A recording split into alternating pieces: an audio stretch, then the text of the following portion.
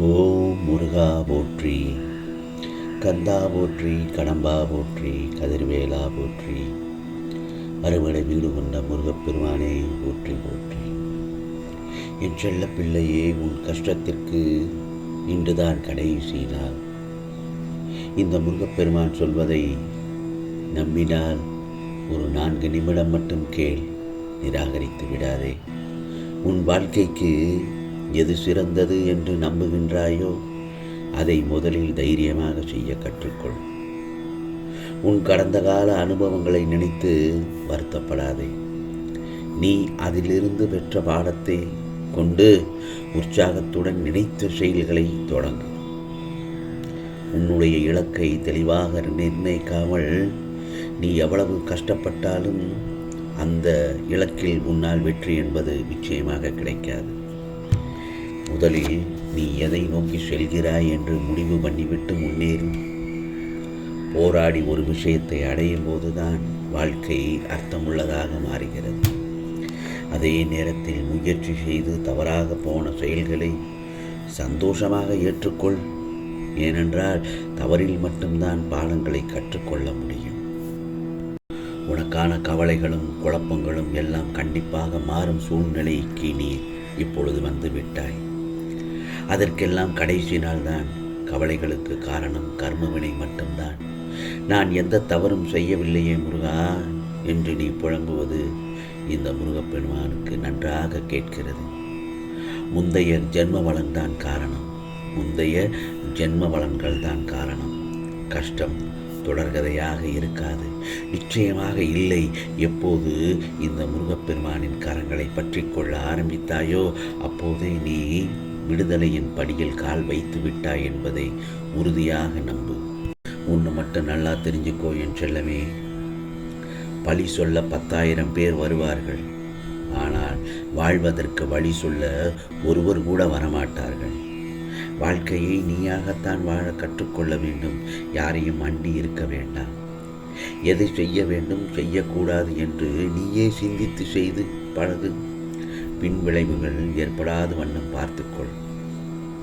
அதே சமயத்தில் நல்ல மனிதர்களுடன் பழகு. எதையும் 1க்கு 10 முறை யோசித்து செய்.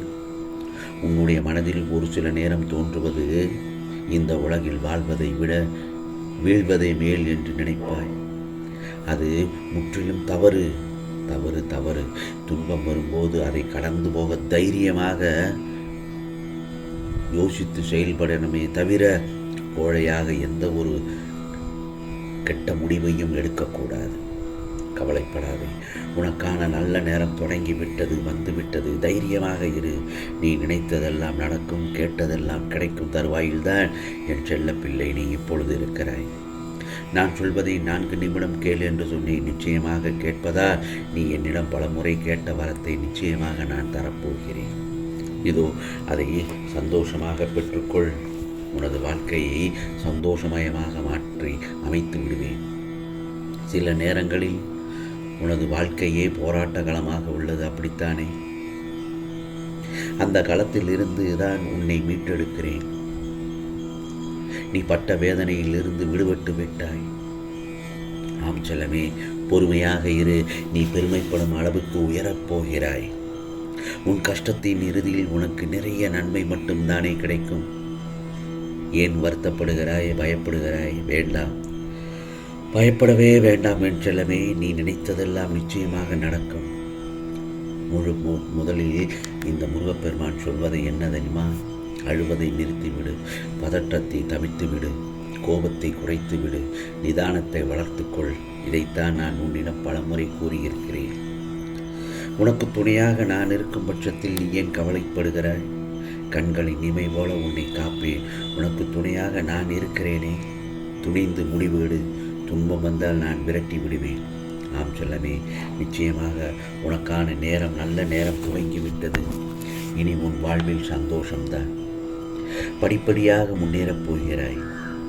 வாழ்க்கையில் ஒவ்வொரு மனிதனும் எடுத்தோம் கவிழ்த்தோம் என்று வாழ்க்கையில் இருக்கக்கூடாது. கொஞ்சம் கொஞ்சமாகத்தான் வாழ்க்கையில் முன்னேற வேண்டும். அதுதான் வளர்ச்சிக்கு அடையாளம்.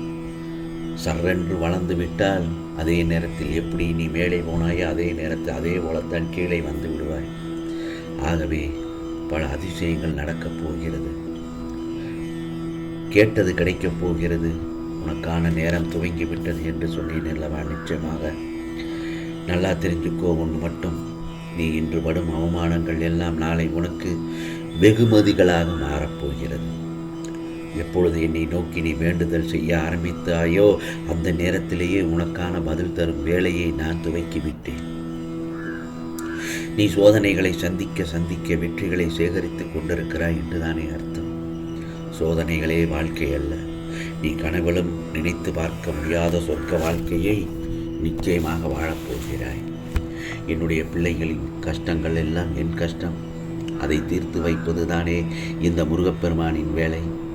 பயத்தை தூக்கி எறி என்று நான் பலமுறை சொல்லிவிட்டேன். நிம்மதியாக இரு. நிச்சயமாக ஒவ்வொரு நாளையும் இப்படி கடப்பதை எனக்கு பார்ப்பதற்கு மிகுந்த வேதனையாகத்தான் இருக்கிறது. நீ கஷ்டத்தை அனுபவிக்க அனுபவிக்க உனக்கான நல்லதொரு பாடத்தை கற்பித்துக் கொண்டிருக்கிறாய் என்றுதான் அர்த்தம். கஷ்டமே இல்லாத வாழ்க்கை யாருக்கும் சொர்க்கமாக இருக்காது. கஷ்டத்தை அனுபவித்தால்தான் நீ இன்பத்தை சொர்க்கமாக அனுபவிக்க முடியும். புரிகிறதா? பிரச்சனையே பிரச்சனை என்று சொல்லாமல் அதை எதிர்கொள்ள தைரியமாக முற்பட வேண்டும். முருகா, நான் தனியாகத்தான் போராடுகின்றேன் என்று புலம்புகிறாய். தனியாக போராடுவதே அதில் நீ வெற்றி அடைந்து விட்டாய் என்றுதானே அர்த்தம். தனியாக போராடுவதற்கே ஒரு தைரியம் வேண்டும். அந்த போராட்டத்திற்கு நீ தைரியமாக துணையாக உன் முருகப்பெருமான் நான் இருக்கும் பட்சத்தில் நீ ஏன் கவலைப்படுகிறாய்? கவலைப்படாதே. உன்னுடைய முழு முயற்சியில் வென்று காட்டுவாய். நிச்சயமாக எதையும் நீ தன்னிச்சையாக முடிவெடுத்து உனக்கான முழு முயற்சியில் நீ நிச்சயமாக வெற்றி காண்பாய். அதற்கு பக்கபலமாக இந்த முருகப்பெருமான் உனக்கு துணையாக நான் இருப்பேன். கவலை வேண்டாம் என் செல்லவே.